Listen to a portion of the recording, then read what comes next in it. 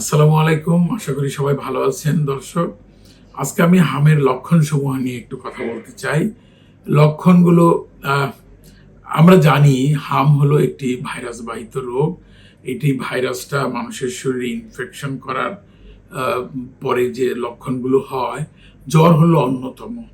তারপরে কি হয়, র্যাশ হয়, সারা শরীরে র্যাশ আমরা দেখতে পাই। সেই র্যাশগুলো কিরকম, লাল লাল ছোপ ছোপ দাগ হয়ে যায় সারা শরীরে, এরকম র্যাশ।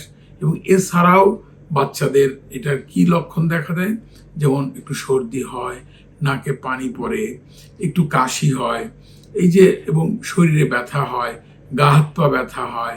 এগুলো হলো এই ভাইরাস বাহিত এই মিজেলস রোগের লক্ষণ। তবে এটির সবচেয়ে যেটি প্রধান লক্ষণ সেটি হলো র্যাশ।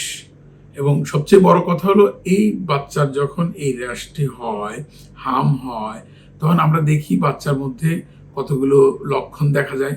খাওয়া দাওয়ার অরুচি হওয়া, কিছু না খাওয়া, বাচ্চারা বমি করে খুব দ্রুত, এবং কিছু কিছু বাচ্চার মধ্যে আমরা দেখতে পাই যে ডায়রিয়ার লক্ষণও দেখা যায়। কাজে এই লক্ষণগুলো খুব ভালো করে খেয়াল রাখবেন এবং এটির দিকে একটু নজর রাখবেন।